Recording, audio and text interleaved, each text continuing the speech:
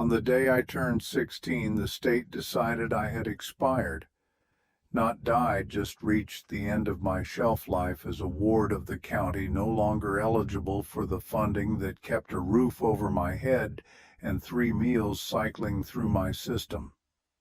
I stood in Mrs. Whitmore's office while she sorted through a stack of manila folders, each one a life reduced to bureaucratic shorthand, and I understood with perfect clarity that I was about to become a ghost. The kind that walks among the living but leaves no footprints, casts no shadow, matters to absolutely no one. The office smelled like industrial lemon cleaner and the stale coffee that had been sitting in the pot since dawn. Mrs. Whitmore wore reading glasses on a beaded chain and a cardigan that had seen better decades. She tapped one manicured fingernail against the edge of my file, the sound sharp and final, like a judge's gavel sealing a verdict. "Your grandfather left you something." Her voice carried the practiced sympathy of someone who had delivered bad news so many times it had become muscle memory, though I hesitate to call it an inheritance in the traditional sense. She slid a yellowed envelope across the desk. The paper felt brittle under my fingertips, as if it might crumble into dust if I gripped too hard. Inside was a deed to a piece of property in a place called Widow's Peak, and a single iron key so rusted it looked like it had been dredged up from the bottom of a lake. Widow's Peak. The name tasted like old pennies and regret. I had not thought about my grandfather Silas in 12 years. My memories of him were fragments of something that might have been a dream. The scent of pine sap and wood smoke, the rough texture of his hands when he lifted me onto his shoulders, the low rumble of his voice promising me that I would always have a place to come home to. Then one day the social workers came, and I was gone, swallowed into the machinery of the foster system, and Silas became a story I stopped telling myself because it hurt too much to remember. "It is a stone cellar on a frozen ridge," Mrs. Whitmore continued, leaning back in her chair. "The county taxes alone will eat you alive." She paused, sliding a second document toward me with the careful precision of someone laying down a winning hand. "But there is good news. A company called Aegis Power has made an offer. $3,000 for the property. Cash. Immediate." The check sat on the desk between us, crisp and clean, and printed with numbers that looked obscene to someone like me. $3,000. I could see the future. It represented a bus ticket to a city where no one knew my name, a cheap apartment with heat that actually worked, maybe even a community college course or two. A life where I did not have to wonder if there would be food tomorrow. Mrs. Whitmore pushed a pen across the desk. "All you have to do is sign. Then you take the money, and you start over somewhere warm, somewhere with opportunities." She leaned forward, her expression shifting into something that might have been genuine concern if I squinted hard enough. "Do not go up that mountain, Callan. There is nothing there but frostbite and failure." I looked at the check. Then I looked at the rusted key. Something stirred in the back of my mind, a memory so faint it was barely there. Silas holding a piece of wood up to the light, turning it slowly, studying the grain. He never kept junk. He did not believe in worthless things. If he had held on to this land through whatever hell had driven us apart, there had to be a reason. No. The word came out quieter than I intended, but it landed in the room like a stone dropped into still water. Mrs. Whitmore blinked. "Excuse me, I am not signing." I stood up, tucking the deed and the key into the canvas backpack that held everything I owned in the world.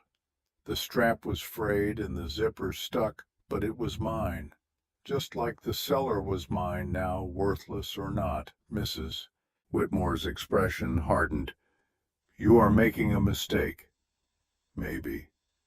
But it is my mistake to make. I walked out of that office with my heart hammering against my ribs, and the overwhelming sensation that I had just stepped off a cliff in the dark. For 12 years, other people had made every decision that mattered. Where I lived, what I ate when I woke up, and when I went to sleep. For the first time in my life, I was holding the wheel. I had no idea where I was going, but at least I was the one choosing the direction. The bus ride north took 6 hours. I watched the landscape transform through the grimy window, the flat agricultural plains giving way to foothills and then to mountains that clawed at the sky like broken teeth. The other passengers thinned out at every stop until I was alone rattling through the high country in a vehicle that smelled like diesel and old upholstery and the collective despair of everyone who had ever ridden it to the end of the line. The driver dropped me at a crossroads that did not even have a name on the map, just an intersection of 2 gravel roads that disappeared into the white wilderness. Snow was already falling, fat flakes that stuck to my eyelashes and melted against my skin. The cold hit me like a physical blow, driving the air from my lungs. Standing beside a black SUV that looked wildly out of place in the desolation was a man in a tailored overcoat. He was maybe 50 with silver hair and the kind of face that had been sculpted by good genetics and expensive skin care. He looked at me the way a wolf looks at a wounded deer. Mr. Vance. His voice was smooth, the kind of voice that sold things for a living. I am Director Thorne. I work for Aegis Power. I gripped the straps of my backpack, feeling the weight of the key pressing against my spine through the canvas. I believe there has been a misunderstanding. Thorne stepped closer, his breath misting in the frozen air.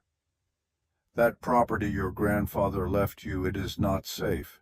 The infrastructure is unstable. The winter conditions are lethal, and frankly, a boy your age has no business trying to survive up there alone. We are prepared to double our offer, $6,000, right now, before the storm closes in and you end up a statistic. He pulled out a checkbook, the leather embossed with gold lettering. Behind him the mountains loomed like a wall of jagged stone and ice. I thought about the $3,000 Mrs. Whitmore had offered, then $6,000. Numbers that had seemed enormous were suddenly being tossed around like they meant nothing. If a corporation was willing to drive into a blizzard and double their offer on the spot, then whatever Silas had left me was worth a hell of a lot more than they were letting on. I am going home. Thorne's expression shifted, the veneer of friendliness cracking just enough to let me see the steel underneath. There is no home up there, Kalen.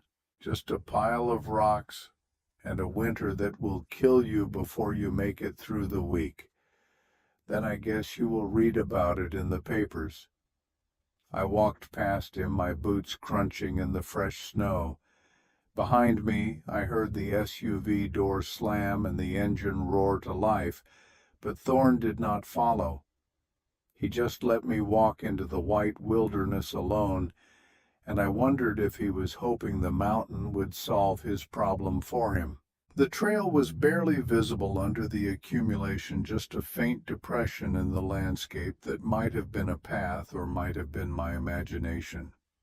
I had a hand-drawn map that Silas had included with the deed, but the paper was already soggy from the moisture in the air, and the ink was starting to blur. Every step was a battle. The snow came up past my knees in places, and the wind screamed through the trees with a sound like nails on sheet metal. I had grown up in group homes and foster placements, bouncing from one temporary situation to another, but I had never felt cold like this.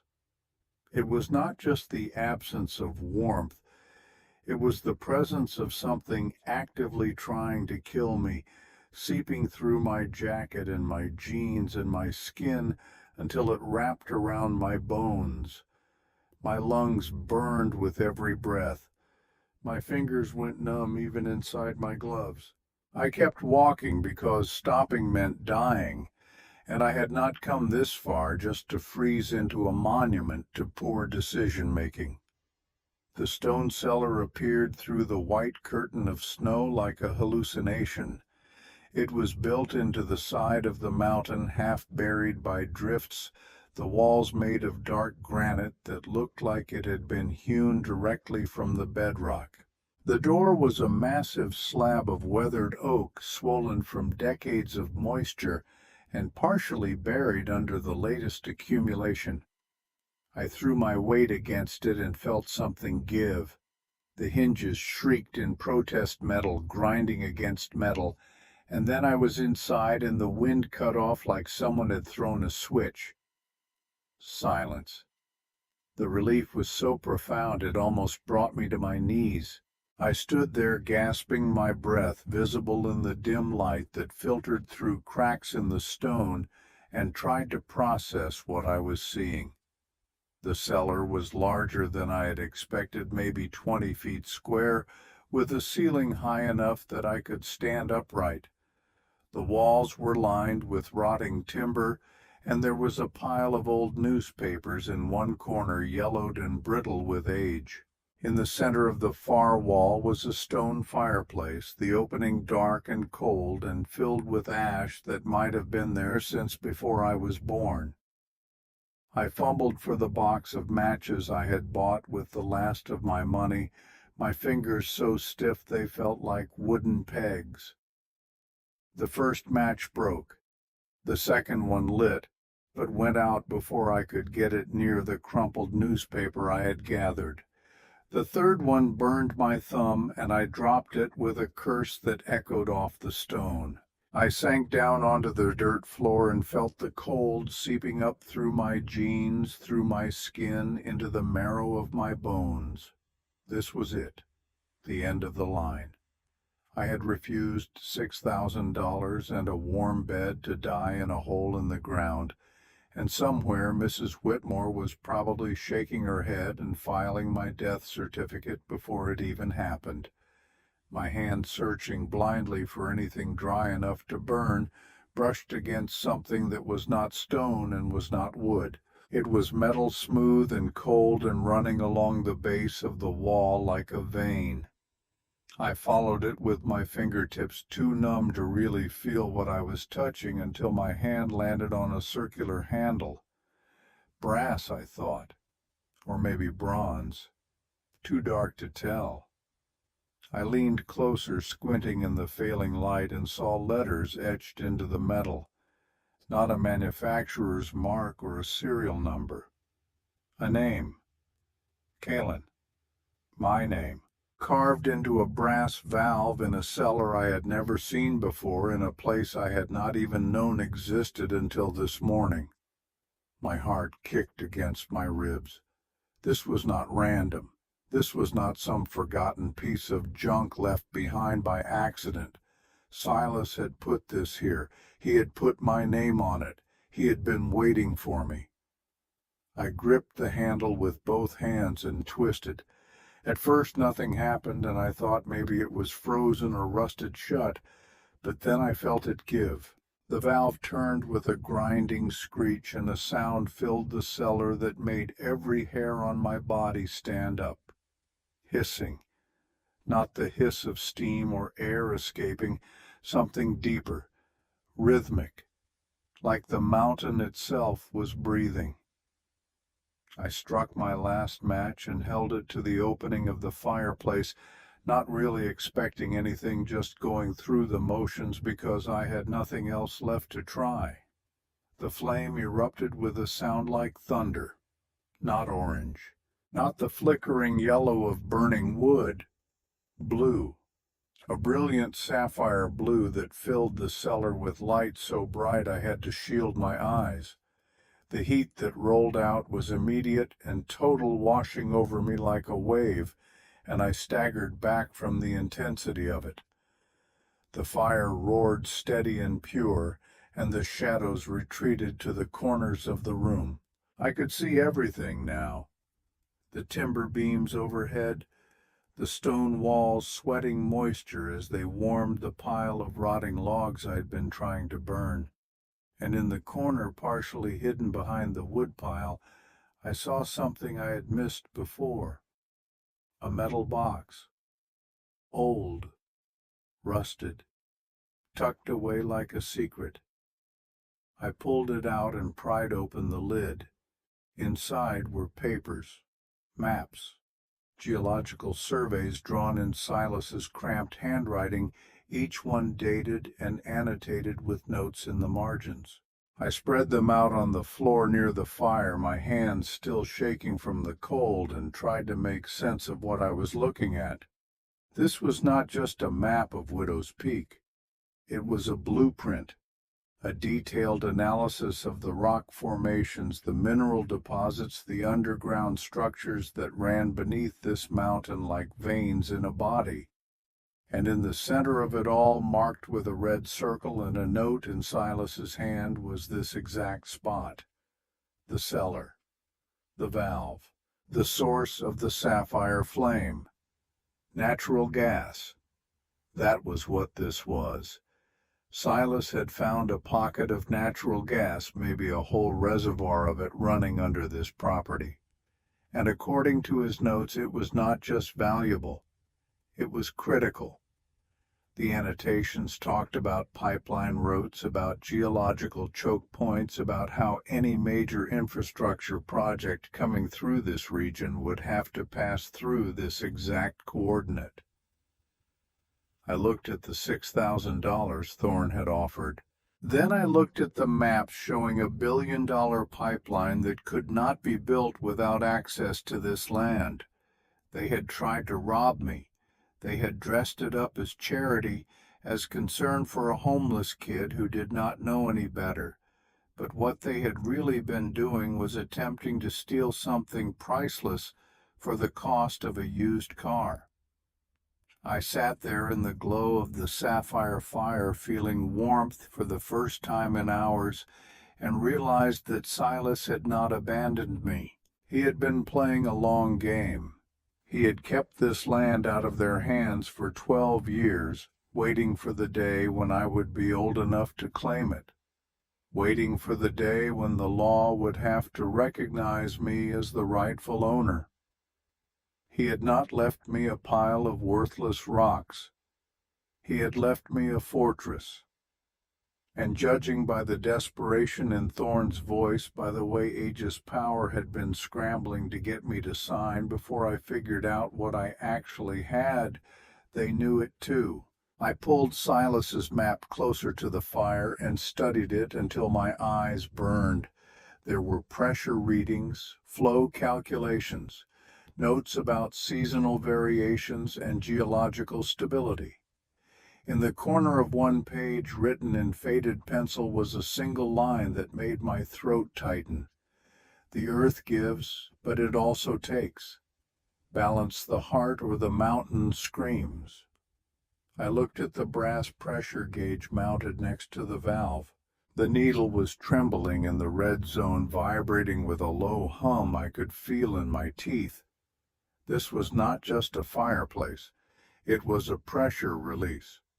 Silas had built a system to tap into the gas veins safely, to bleed off the excess before it built up to dangerous levels, which meant I was not just sitting on a fortune, I was sitting on a bomb. I thought about Thorne and his smooth voice and his $6,000 bribe. I thought about Mrs. Whitmore and her practiced sympathy, and her assumption that I was too stupid to know the difference between charity and theft. I thought about 12 years of being shuffled from one temporary placement to another, always being told I was a burden, always being reminded that I should be grateful for whatever scraps they threw my way. And I realized that for the first time in my life I had something they could not just take. I had the truth. I had the deed. I had my name carved into a brass valve that controlled the pulse of the mountain. I was not going to run. I was not going to sell. I was not going to let them make me disappear. Outside, the storm howled like a living thing, battering the stone walls with wind and ice. But inside, the sapphire flame burned steady and bright, and I sat there in the warmth and the light, and felt something I had not felt since I was 4 years old. I felt like I had come home. The fire transformed the cellar from a tomb into something almost habitable. I could see the full extent of the space now, the rough timber shelves along one wall, the pile of tools in the corner covered in dust and cobwebs, the way the stone had been cut and fitted with a precision that spoke of someone who knew what they were doing. Silas had built this place to last. He had built it to wait. I found a cache of supplies behind the woodpile, canned goods, their labels faded but still readable, jars of preserved vegetables, a canteen of water that had somehow not frozen solid, matches in a waterproof tin, a heavy wool blanket that smelled like mothballs and memories. He had known I would come, or at least he had hoped. He had left me everything I needed to survive tucked away in a cellar that everyone else thought was worthless. I ate cold beans straight from the can and tried not to think about the fact that I was completely alone on a mountain in the middle of a blizzard, with no way to call for help and no guarantee that anyone would come looking if I disappeared. The firelight flickered against the stone walls, casting shadows that moved like living things. And I wondered how many nights Silas had sat in this exact spot watching the same fire, planning for a future he would not live to see. The maps were spread out around me like pieces of a puzzle I was just beginning to understand. Silas had documented everything: the geological surveys, the property boundaries, the corporate filings for Aegis Power, even copies of legal documents that showed how they had tried to force him off this land, letters from lawyers, foreclosure notices, threats wrapped in the language of civic duty and public safety. They had gone after him with everything they had. Money, legal pressure, probably intimidation tactics that never made it into the official record, and somehow he had held out. Somehow he had kept them at bay long enough for me to turn 16 and claim the inheritance. I looked at the pressure gauge again, watching the needle tremble in the red zone. Silas's note had been clear: balance the heart or the mountain screams. But what did that mean? How was I supposed to balance something I barely understood? I stood up and examined the valve more closely. There were actually 3 of them, I realized. The main valve with my name on it, and 2 smaller ones mounted on either side. One had a label that read main flow, the other pressure release. Next to the gauges was a handwritten chart, faded but still legible, showing optimal pressure ranges and instructions for adjusting the flow. Silas had not just left me a fortune. He had left me a responsibility. This was not just about keeping warm or making money. This was about managing something dangerous, something that could kill me if I made a mistake. I thought about Thorne's face when I had refused his offer, the way his expression had shifted from practiced concern to something colder, harder. He had not been worried about my safety. He had been worried about his pipeline, his project, his billion-dollar investment that hinged on access to this exact piece of ground. and I had just become the one obstacle he could not buy his way around. The wind outside intensified, battering the door with enough force that I could hear the oak groaning under the assault. Snow was probably piling up against the entrance, sealing me in. By morning I might not be able to get out even if I wanted to. But the strange thing was, I did not want to. Despite the isolation, despite the very real danger of being trapped on a mountain with a potentially lethal gas pocket underneath me, I felt safer here than I had in any of the foster homes or group placements I had cycled through. This place was mine. The deed had my name on it. The valve had my name on it. For the first time in 12 years, I existed somewhere as more than just a file number or a temporary problem. I wrapped myself in Silas's old blanket and lay down near the fire, watching the sapphire flames dance against the stone. The heat was almost hypnotic, and despite everything, I felt my eyes growing heavy. My body was crashing from the adrenaline and the cold and the sheer exhaustion of the day. As I drifted toward sleep, I thought about the last clear memory I had of Silas. I had been maybe 4 years old, sitting on the floor of some place I could not quite picture, watching him work on a piece of wood. He had been carving something, his hands moving with the kind of precision that comes from decades of practice, and I had asked him why he spent so much time on something that might not even turn out right. He had looked at me with eyes the same color as mine, and said something I had not understood at the time, but that came back to me now with perfect clarity. Because the things worth keeping are the things you refuse to throw away, even when everyone tells you they are worthless. I fell asleep with the sapphire fire burning and the mountain breathing beneath me, and for the first time since I could remember, I did not dream about being forgotten. I woke to silence so complete it felt like the world had ended while I slept.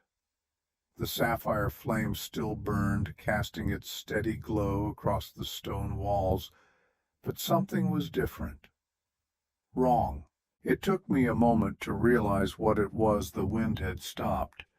The howling that had battered the cellar all night was gone, replaced by a stillness that pressed against my eardrums like water.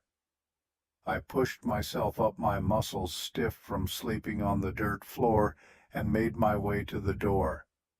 It took all my strength to crack it open against the weight of fresh snow, and when I finally got it wide enough to see out, my breath caught. The storm had buried the world. Snow was piled against the entrance nearly to my chest, smooth and pristine in the early morning light.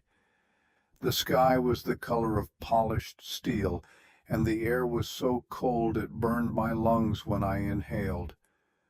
Below me the valley stretched out in shades of white and gray, and I could just make out a thin ribbon of smoke rising from the town in the distance. Then I saw the machines. 3 of them, heavy equipment painted in Aegis Power's corporate colors, crawling up the access road like enormous insects.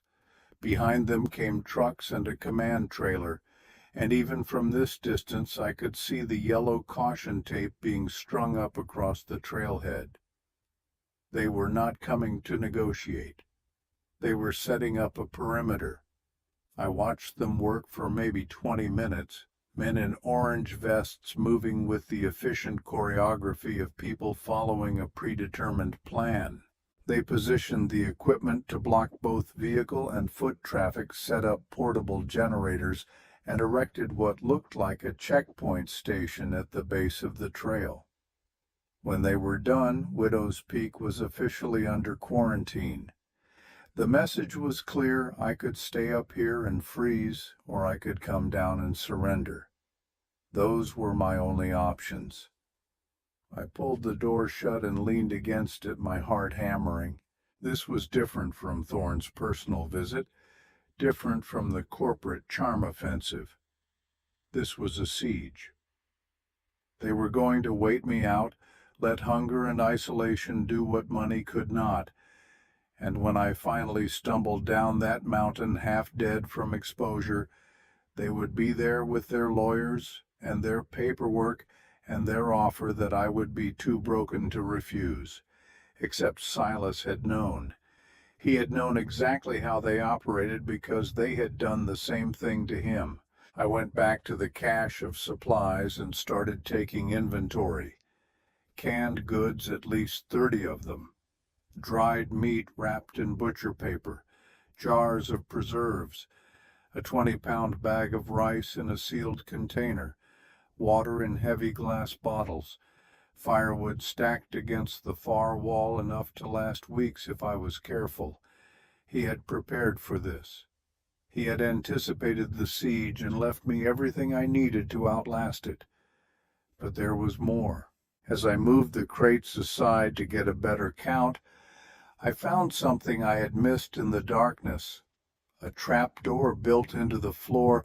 The wood fitted so perfectly into the stone that it was almost invisible. I pried it open and found myself looking down into a narrow crawl space, maybe 4 feet deep.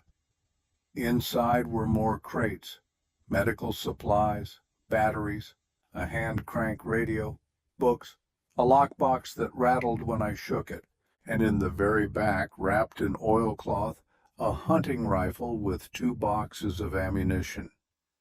I stared at the rifle for a long time, feeling the weight of what it represented. Silas had not just been preparing me to survive the winter. He had been preparing me to fight. The first day passed in careful work. I organized the supplies, checked the pressure gauges, adjusted the valves according to Silas's charts. The system he had built was elegant in its simplicity. The main valve controlled the flow of gas to the fireplace. The secondary valve bled off excess pressure to prevent buildup, and the tertiary valve was an emergency shutoff in case something went catastrophically wrong. As long as I kept the pressure in the safe zone and monitored the flow, I could maintain the fire indefinitely. The sapphire flame was not just heat, it was power. It was leverage. It was the one thing Aegis needed and could not take by force. On the second morning, I heard the sound of an engine laboring up the trail. I watched through a crack in the door as a snowmobile appeared, pulling a supply sled. The driver was bundled in cold weather gear, but I recognized Thorne's silver hair when he pulled back his hood. He stopped maybe 50 yards from the cellar, close enough to be heard, but far enough to stay out of reach. His voice carried across the frozen landscape with the artificial amplification of a bullhorn. Kalen Vance, this is your final opportunity to resolve this situation peacefully. The county has declared this property a public safety hazard due to unregulated natural gas extraction. You have 24 hours to vacate the premises voluntarily. After that, we will be forced to take action to secure the site. I did not answer. I just watched him stand there in the cold, waiting for a response that was not coming. You are drowning in water that is way over your head, boy. Thorne's voice took on an edge of frustration. You have no legal representation, no resources, no allies. You are 16 years old and alone on a mountain. This is not a fight you can win. Still, I said nothing. Let him talk. Let him waste his breath and his time and his corporate resources on a kid who was refusing to play by their rules. After another minute of silence, Thorne climbed back onto the snowmobile and drove away, the sound of the engine fading into the distance. I watched him disappear down the trail and felt something cold settle in my chest. They were not going to give up. This was just the opening move. The third afternoon brought a new development. I was checking the pressure gauges when I heard something that was not wind and was not machinery. A voice, faint, desperate, calling for help. I grabbed Silas's rifle without thinking and pushed through the snow toward the sound. The voice was coming from somewhere north of the cellar beyond the tree line where the ridge dropped away into a steep ravine. I found him pinned under a fallen cedar tree, his legs trapped beneath the massive trunk, and his face the color of old snow. He looked maybe 60, with a weathered face and eyes that were struggling to focus. His lips were blue and his breathing was shallow, rapid. Hypothermia, advanced stages. If I left him here, he would be dead within the hour. I set the rifle down and got my hands under the tree trunk. It was impossibly heavy, waterlogged and frozen, but I planted my feet and lifted with everything I had. The man dragged himself free inch by agonizing inch, leaving a trail of blood in the snow. "Can you walk?" He tried to stand and collapsed immediately. His left leg was bent at an angle that made my stomach turn. I got one arm under his shoulders and started dragging him back toward the cellar. He was not a small man, and the snow made every step a battle. My muscles screamed, my lungs burned. By the time I got him through the door and into the warmth of the sapphire flame, I was shaking so hard I could barely stand.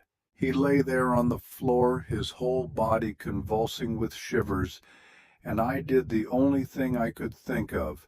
I piled every blanket I had onto him and fed the fire until the cellar was almost too hot to breathe in. It took an hour before he stopped shaking. Another hour before his color started to come back. When he finally opened his eyes and looked around, really looked around, his expression went from confusion to something like awe. "Arthur." His voice was barely a whisper, rough and broken. "He did it. He actually did it." I knelt beside him. "You knew my grandfather." The man's eyes filled with tears that cut tracks through the grime on his face. "Knew him, boy.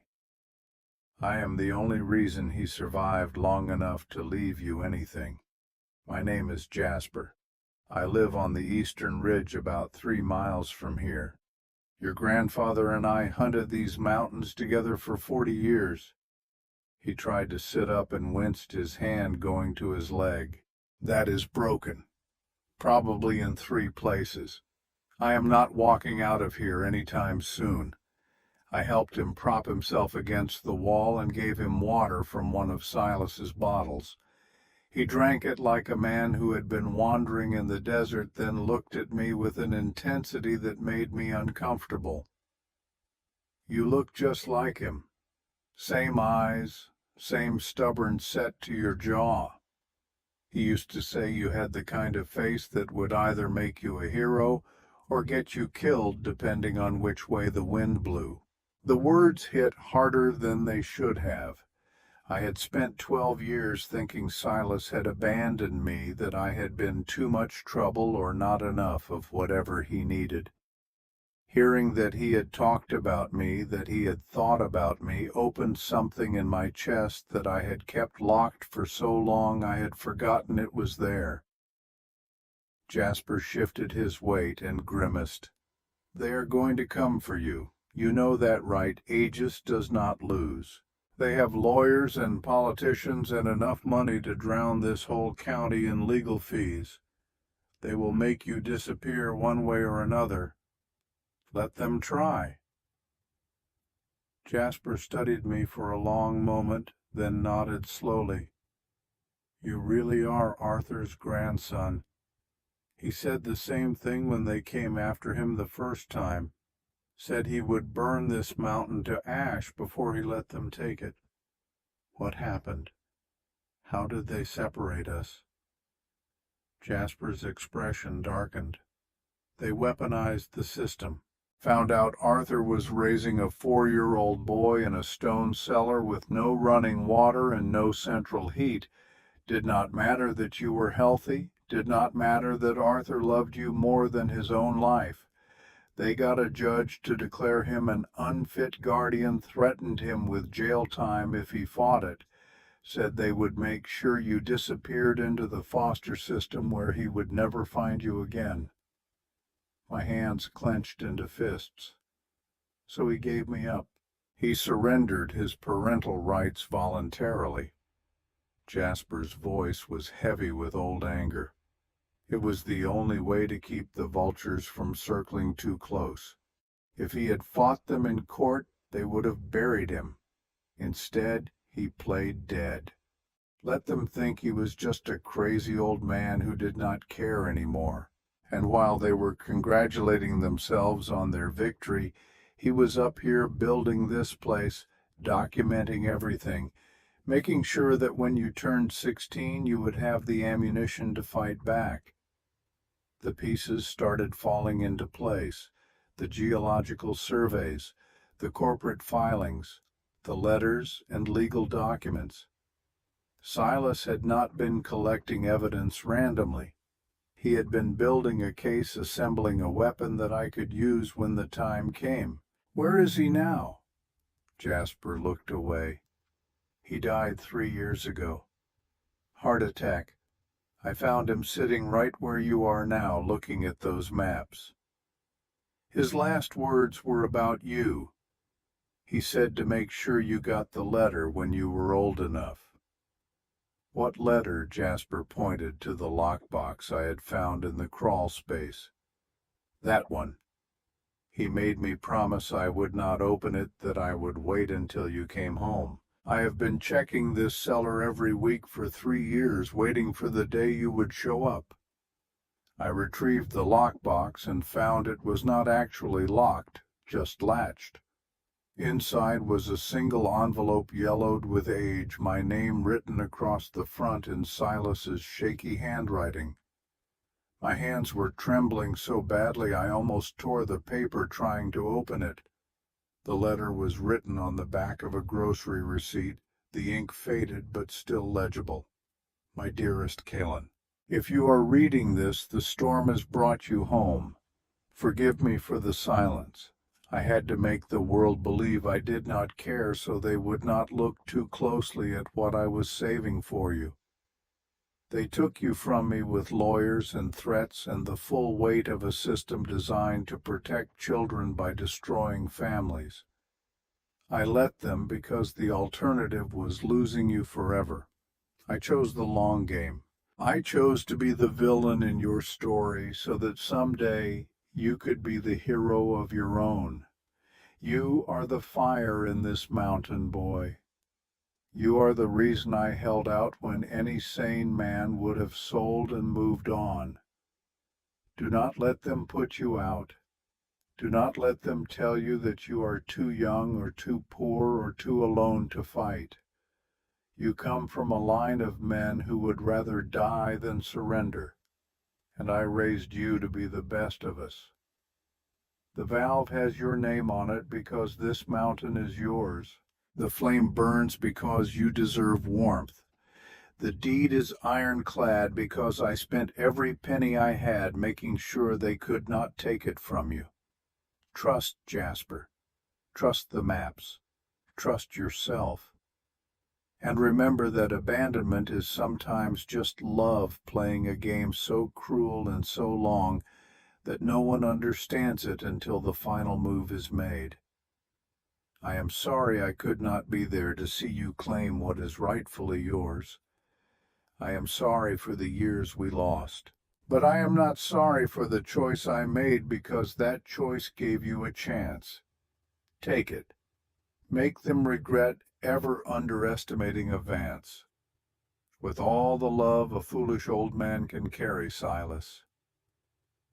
I read it 3 times, the words blurring as my vision went liquid. Jasper sat there in respectful silence, giving me space to process what I was holding. He knew they would come after me the same way they came after him. Jasper nodded. That is why he documented everything. Every bribe they offered, every threat they made, every corner they cut on environmental assessments and safety protocols. He was building ammunition for a war he would not live to fight. I looked at the maps spread across the floor, at the pressure gauges monitoring the mountain's pulse, at the sapphire flame that represented both fortune and responsibility. Silas had not just given me an inheritance. He had given me a fortress and the tools to defend it. They think I am just a scared kid who will fold under pressure. Jasper's expression was grim. They are about to learn that scared and stupid are not the same thing. Over the next 3 weeks, I learned how to manage the mountain. Jasper's broken leg meant he could not move much at first, but his mind was sharp and his knowledge invaluable. He talked me through the subtle indicators that meant pressure was building too fast, the way to adjust the flow to maximize heat efficiency, the emergency procedures if something went wrong. For the first week, Jasper mostly slept and gave instructions from his makeshift bed near the fire.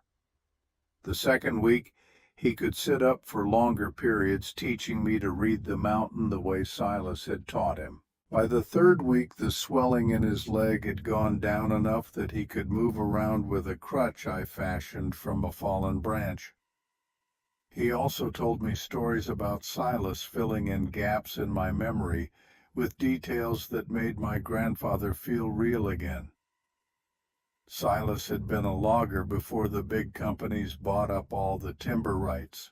He had watched his livelihood get swallowed by corporate consolidation, seen his friends and neighbors driven off their land by legal maneuvering and financial pressure. When he discovered the gas pocket under Widow's Peak, he understood immediately what it meant. Not just money, but power. The power to say no to people who were used to hearing yes. He spent the last 20 years of his life preparing for this moment. Jasper's voice was rough with emotion. He knew he would not live to see you fight, but he made damn sure you would have everything you needed when the time came. Outside, the siege continued. Aegis brought in more equipment, more personnel. They set up a mobile command center at the base of the trail and started running supply convoys up and down the mountain, making a show of their resources and their reach. Twice a day, Thorne or one of his deputies would make the climb to within shouting distance of the cellar and deliver some variation of the same message: vacate voluntarily or be removed by force. I never answered. Silence was its own form of defiance. On the morning that marked 4 weeks since my arrival, Jasper woke me before dawn. Listen. I held my breath and heard what he was talking about, the sound of heavy machinery closer than before. They were widening the trail, bringing in equipment capable of reaching the cellar. They are done waiting. Jasper's face was pale. You need to get out of here, Kalen. They will tear this place apart with you in it if they have to. I thought about Silas's letter, about the 12 years he had spent being called a madman and a failure, all to keep this place safe for me, about the fact that I had spent my entire childhood believing I was unwanted, when the truth was that I had been protected in the only way that mattered. I am not running. Jasper grabbed my arm, his grip surprisingly strong despite the weeks of recovery.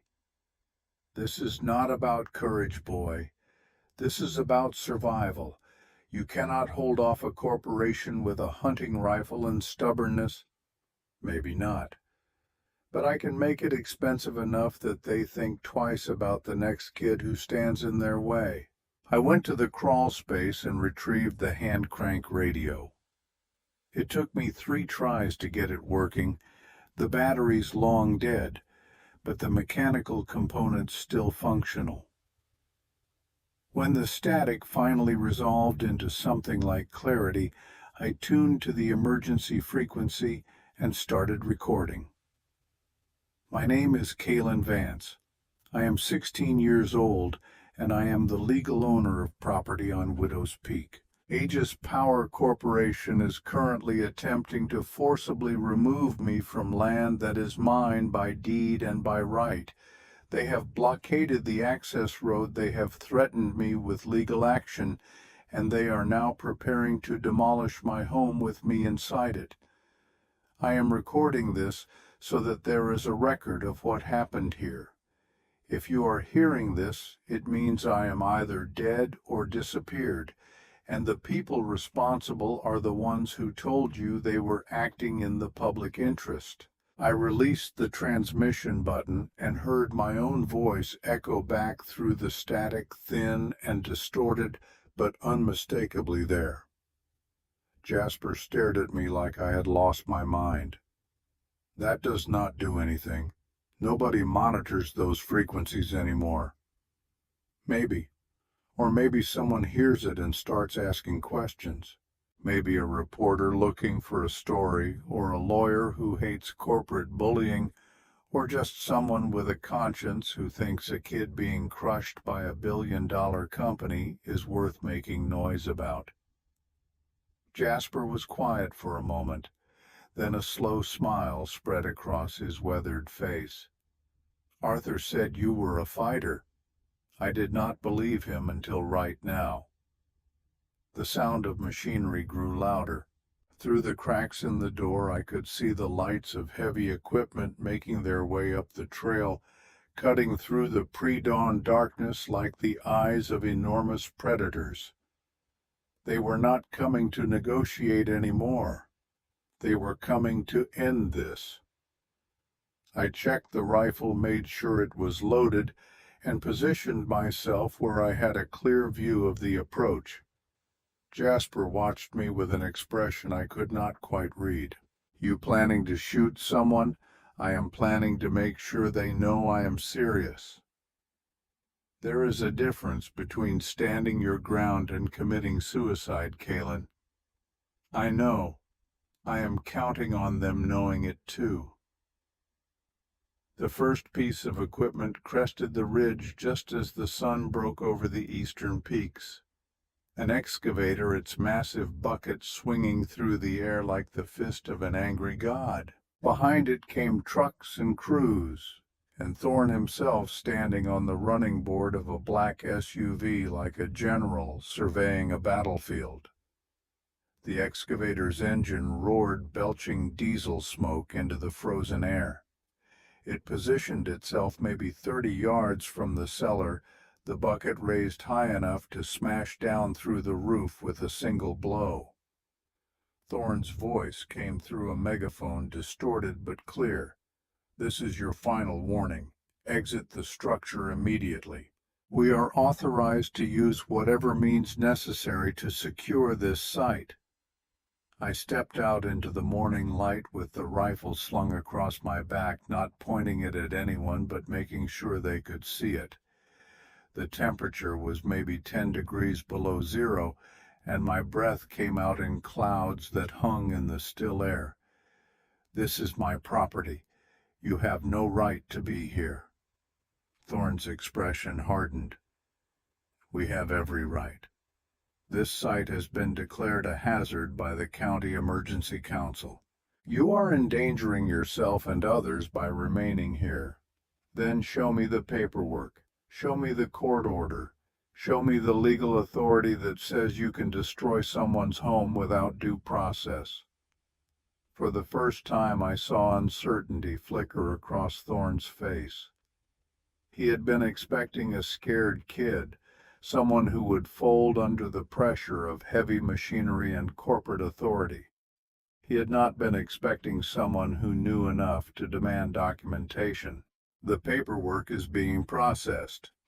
In the meantime, we are acting under emergency protocols. Emergency protocols require immediate threat to life or property. I am not a threat to anyone, and this property is safer than it has been in decades thanks to the safety systems my grandfather installed. So unless you can show me proof that I am violating some actual law, you and your equipment can get the hell off my land." The crews had stopped working, I realized. They were watching this exchange with the kind of attention that meant they were not entirely comfortable with what they had been ordered to do. These were working men, probably locals, who knew what it felt like to be pushed around by people with money and lawyers. Thorne seemed to sense he was losing control of the narrative. He gestured to the excavator operator. "Proceed with demolition."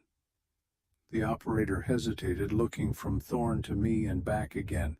I stepped forward, letting the rifle shift just enough that it became impossible to ignore. "You tear down this cellar, you are destroying evidence of corporate malfeasance that goes back 2 decades. Every bribe Aegis offered my grandfather, every threat, every illegal shortcut on environmental assessments. It is all documented, and it is all stored safely off-site. You make me disappear, and it all goes public. Every newspaper in the state gets a copy, every environmental watchdog, every regulatory agency. You will be fighting lawsuits for the next 10 years. It was a bluff. The evidence was real, but I had not sent it anywhere. It was still here in the cellar in Silas's lockbox, waiting to be weaponized. But Thorne did not know that, and judging by the way his jaw clenched, he was not willing to risk it. "You are playing with forces you do not understand, boy." His voice had lost its smooth corporate polish, revealing something sharper underneath. "You do not have the resources to fight us. You do not have lawyers or money or connections. All you have is a pile of rocks and delusions of adequacy. What I have is the one thing you need and cannot take by force." I pointed at the ground beneath my feet. "This property is the choke point for your entire northern pipeline. Without access to this exact coordinate, your billion-dollar project goes nowhere. Silas figured that out 20 years ago, and he spent every day since then making sure you could not steal it from a kid who did not know better." The silence that followed was absolute. Even the wind seemed to hold its breath. Thorne stared at me across 30 yards of frozen ground, and I could see the calculation happening behind his eyes. He was weighing costs and benefits, risks and rewards, trying to figure out if crushing me now was worth the potential fallout. Finally, he lowered the megaphone. "Stand down." The excavator operator killed the engine. The sudden silence was deafening. "This is not over." Thorne's voice was quiet now, dangerous. "We will be back with proper authorization. We will bring the full weight of every legal and regulatory mechanism we have access to. And when we are done, you will wish you had taken the $6,000. He climbed into the SUV, and the convoy began its slow retreat down the mountain. I stood there until they were completely out of sight, then went back into the cellar and collapsed against the wall, my legs shaking so badly I could barely stand. Jasper was staring at me with something approaching reverence. That was the stupidest, bravest thing I have ever seen anyone do. I did not feel brave. I felt terrified. My hands were trembling and my heart was trying to hammer its way out of my chest, but I had held my ground. I had made them blink first, and for the first time in my life I understood what Silas had been trying to teach me all along. Power is not about who has the most resources.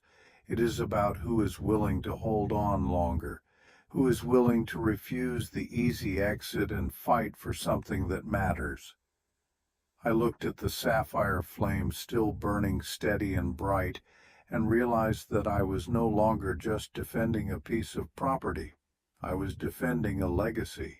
I was defending the memory of a man who had sacrificed everything so that I could stand here and say no to people who were used to getting their way. Outside, fresh snow began to fall, covering the tracks left by Aegis's equipment. The mountain was reclaiming its silence, erasing the evidence of the confrontation. But the war was far from over. Thorn had retreated, but he would be back. They always came back. The difference was that now I knew I could make them bleed. The retreat bought me 3 days of silence. 3 days where the only sounds were the crackle of the sapphire flame and Jasper's labored breathing as his body fought to heal. 3 days where I could almost pretend that Thorn had given up, that the standoff had been enough to make them reconsider. Then the supply helicopters started flying over. They came low enough that I could see the Aegis logo on the fuselage, close enough that the rotor wash kicked up swirls of snow around the cellar. They were not delivering anything. They were making a point, reminding me that they had resources I could not match, that they could reach me even if the ground approach was blocked. Jasper watched one pass overhead and shook his head. Psychological warfare. They want you thinking about how small you are, how isolated. Next, they will start cutting supply lines, making sure the town knows that helping you means becoming their enemy too. Can they do that? They have been doing it for 20 years. Jasper shifted his weight, grimacing as his broken leg protested. Why do you think half the businesses in the valley are owned by Aegis subsidiaries now? They buy up anyone who might pose a problem and shut down anyone who refuses to sell. Your grandfather watched it happen, watched good men lose everything because they stood in the way of progress. I looked at the evidence spread across the floor. Silas's meticulous documentation of every crime, every violation, every moment where Aegis had chosen profit over people. It was damning. But paper only mattered if someone was willing to look at it. The satellite phone was in the lockbox with the letter. Old technology, but functional. Jasper had shown me how to activate it, how to find a signal through the interference of the mountains. I turned it on and watched the screen flicker to life, searching for connection with a world that felt impossibly far away. Who are you calling, everyone? I started with the local newspaper, a weekly publication that mostly covered county fairs and high school sports. The editor sounded suspicious when I explained who I was, but her tone shifted when I mentioned Aegis power and illegal land acquisition. She agreed to meet me halfway down the mountain neutral ground where neither of us would be completely vulnerable. Then I called the State Environmental Agency, and the Federal Pipeline Safety Board, and 3 different law firms that specialized in corporate malfeasance. Most of them brushed me off or told me to submit my complaint through official channels, but one lawyer, a woman named Rebecca Strand, actually listened. How old are you? 16. And you are alone up there?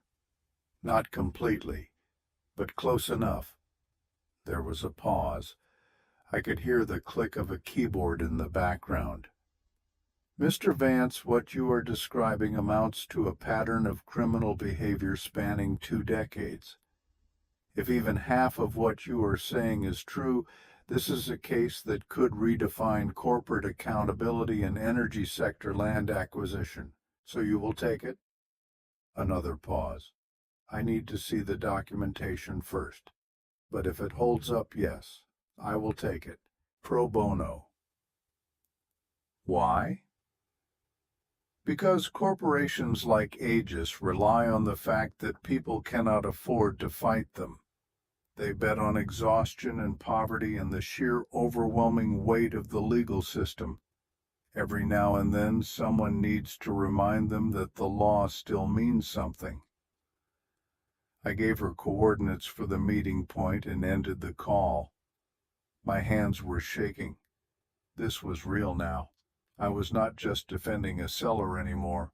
I was going to war. Jasper was watching me with an expression I could not quite parse. Your grandfather would be proud, terrified, but proud. Did he ever try to fight them publicly once, early on? He went to the county board with evidence of bribery of Aegis paying officials to fast-track permits without proper environmental review. They buried him, made him look like a paranoid old man with a grudge. After that, he realized he needed to be smarter. He needed to wait until he had something they could not ignore and someone young enough to see it through. So he waited 12 years. He waited until you were old enough to claim the inheritance without them being able to appoint a guardian who would sell it out from under you. Jasper's voice was rough. The law says 16 is when you can fight your own battles. He was counting on that. The meeting with the newspaper editor happened 2 days later. I made the hike down with the lockbox strapped to my back and Jasper's rifle across my shoulders, not because I expected trouble, but because I was done pretending to be helpless. The editor, a woman in her 50s named Catherine Morris, was waiting at the trailhead with a photographer and a digital recorder. She looked me up and down when I emerged from the tree line, taking in my worn clothing and the way the cold had chapped my face raw. Then she saw the rifle, and her expression tightened. You planning to use that? Only if someone gives me a reason. I set the lockbox down between us. You wanted to see proof. Here it is. Catherine opened the box and started going through the documents while her photographer captured everything. I watched her face change as she read, the professional skepticism giving way to something sharper. When she got to the letters showing Aegis offering bribes to county officials, her jaw actually dropped. This is explosive. Her voice was barely above a whisper. If this gets published, every land deal they have done in the past 20 years will be subject to review. That is the idea. You understand what you are starting here. They will come after you with everything they have. Legal teams, private investigators, smear campaigns. They will dig into every aspect of your life looking for ammunition. Let them dig. I have nothing to hide. Catherine looked at me for a long moment, then nodded slowly. All right, we run the story this weekend. Front page. But you need to go on record. Full interview. Are you willing to do that? Yes. The interview took 2 hours. Catherine asked questions that cut to the bone, forcing me to articulate things I had been feeling but had not put into words. Why I refused to sell, what I hoped to accomplish, whether I understood the risks I was taking. When she asked about Silas, my voice nearly broke. He gave up everything so I would have a chance. The least I can do is honor that by refusing to let them erase what he built. The photographer captured that moment, the way my face looked in the harsh winter light, with the mountain looming behind me. That photograph would end up on the front page and later on the cover of a national magazine. But in the moment, I just felt exposed, raw, like I had opened a vein and let the world see what was inside. Rebecca Strand arrived the next day with 2 associates and a determination that reminded me of Silas. She set up a portable office in the cellar, reviewing documents by the light of the sapphire flame, while Jasper watched with a mixture of amusement and awe. This is a litigator's dream.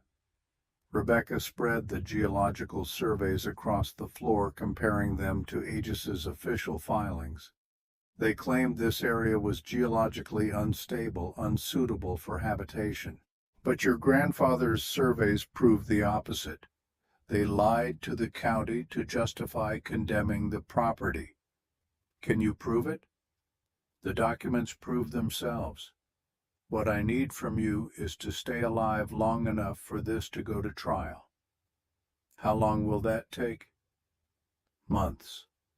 Maybe a year. They will throw every procedural delay at us, every motion to dismiss every legal technicality they can think of. This is going to be a marathon. I can outlast them. Rebecca looked at me with something like respect. I believe you can. The newspaper article hit 3 days after the interview. Catherine had titled it, "David and Goliath on Widow's Peak 16-year-old Orphan Stands Up to Corporate Giant." By that afternoon, I had reporters calling the satellite phone from 3 different states. By the next morning, the story had been picked up by the Associated Press and was running in papers across the country. Aegis responded with a press release calling me a troubled youth with a history of behavioral problems, implying I was dangerous and unstable. They trotted out county officials who swore under oath that the condemnation was entirely legitimate, that they were acting in the public interest. But Rebecca had prepared me for this. We issued our own statement, calm and factual, pointing to the documentation and inviting independent verification. We released photographs of the evidence. We challenged Aegis to explain the discrepancies between their public filings and the geological reality. The court of public opinion began to shift. Letters started arriving at the Cellar, delivered by sympathetic locals who hiked up the trail under cover of darkness. People I had never met sent money, supplies, words of encouragement. A veterans group offered to provide security. A network of environmental activists set up a legal defense fund. The isolation that Aegis had counted on was evaporating. Thorne tried one more personal appeal. He showed up on a clear morning in late February, alone this time, without the machinery or the megaphone. He climbed the trail on foot and stood outside the cellar, calling my name until I emerged. "We need to talk." His voice lacked the corporate smoothness, replaced by something that sounded almost human. "Off the record. Just you and me." I kept the rifle slung but visible. "Talk. This has gotten out of control. Neither of us wanted this circus. The publicity, the lawsuits, the federal investigators sniffing around our permits, it is costing both of us more than this property is worth. Then walk away." Thorne actually laughed, though there was no humor in it. "You know I cannot do that. I have shareholders, board members, quarterly projections, billions of dollars invested in infrastructure that cannot be built without access to this ridge. Sounds like a problem you should have solved before you started construction. We did solve it, or we thought we did. Your grandfather was supposed to be handled years ago. He was supposed to sell or die or just fade away like everyone else who stood in our way. But he held on. And then he passed this mess to you, and now here we are. Here we are." Thorne met my eyes. "What do you actually want, Kalen? Money I can get you more than you will see in 10 lifetimes. Education. We will put you through any school in the country. A future I can guarantee you, opportunities that kids from your background never even dream about. What I want is for you to leave. That is not going to happen." Thorne's voice hardened. "So what is the end game here? You win in court. You get to keep your pile of rocks, and then what? You are still 16 years old with no family and no prospects. You are still alone on a mountain with winter coming again next year and the year after that. I have Silas's legacy. I have this land. I have the truth. That is more than most people get. The truth does not keep you warm at night. The sapphire flame does. Thorne stared at me, and I saw the moment he realized I was serious. That this was not a negotiation or a phase or teenage rebellion. That I genuinely believed I could hold out against everything he represented. You are going to lose eventually. His voice was quiet now, almost sad. Maybe not today or tomorrow. But corporations do not die. We just keep coming back, different names and different faces, until we get what we need. You are mortal. We are not. Then I guess we will find out which lasts longer, mortality or greed. He turned and walked back down the mountain without another word. I watched him disappear into the trees and felt something shift in my chest. He had been trying to break me with logic, with the weight of inevitability. But he had accidentally given me the one thing I needed most, the certainty that I was doing the right thing. The legal battle consumed the next 8 months. Rebecca and her team filed injunctions, restraining orders, civil suits that challenged every aspect of Aegis's operations in the county. Aegis responded with their own barrage of legal motions, trying to have the case dismissed, trying to disqualify Rebecca, trying to seal the evidence from public view. The judge, a federal appointee named Harrison Cole, refused to be intimidated. He scheduled hearings, demanded documentation, and made it clear that he was going to follow the law regardless of who it hurt. When Aegis tried to claim executive privilege on certain documents, Judge Cole threatened them with contempt. The trial itself was anticlimactic in some ways. Most of the work had been done in the preliminary hearings, where Rebecca systematically dismantled Aegis's justifications for the condemnation. By the time we got to oral arguments, the outcome felt inevitable. But Aegis had one final card to play.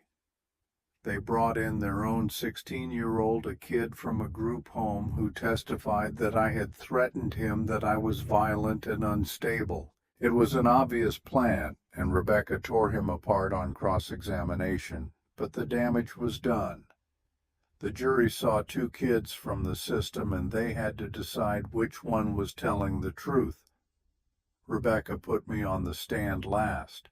She asked me about Silas, about the 12 years I spent thinking I had been abandoned, about what it felt like to discover that I had been protected in the cruelest possible way. My voice shook when I answered. Love is not always gentle. Sometimes it is a man giving up his rights to his grandson so that corporate lawyers cannot use that relationship against him. Sometimes it is 12 years of silence and sacrifice so that when the moment comes, the person you love has the tools to fight back. The jury deliberated for 6 hours. When they came back, the forewoman looked directly at me and said the word that changed everything. Liable. Aegis Power was found liable for fraudulent land acquisition, bribery of public officials, environmental violations, and intentional infliction of emotional distress. The damages were set at $40 million, though Rebecca warned me that collecting would be its own battle. But the money was not the point. The point was the precedent. The point was proving that a kid with nothing but the truth could stand up to a corporation and win.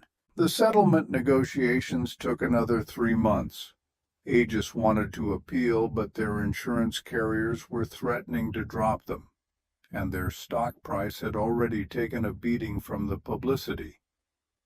In the end, they agreed to pay $15 million in cash surrender, all claims to the property in perpetuity, and fund an independent environmental review of all their projects in the region.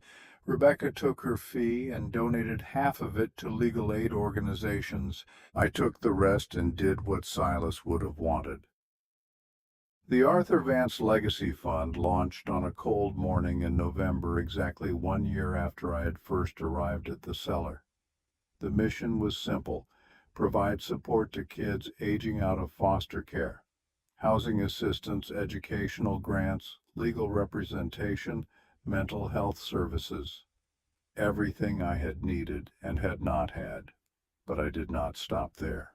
I negotiated a contract with the county to provide free heating to every low-income household and group home within 50 miles.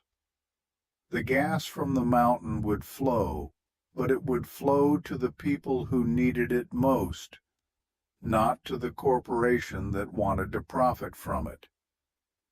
Widow's Peak became something I had never expected, not just a property or a source of income, but a symbol, proof that the system could be beaten if you were willing to hold on long enough. I used part of the settlement to rebuild the cellar into something permanent. Not a mansion, just a solid structure of stone and timber that honored what Silas had built while making it livable year-round. The sapphire flame still burned in the original fireplace, but now it fed a modern heating system that kept the whole building warm. Jasper moved into the guest room once his leg had fully healed. He had nowhere else to go, and I was tired of being alone. He taught me to hunt, to read the mountain, to understand the rhythms of weather and wildlife. He filled in more stories about Silas, giving me a picture of my grandfather that was more complete than any memory could be. On the anniversary of Silas's death, I hiked to the highest point on the ridge and scattered ashes that Jasper had been keeping for 3 years.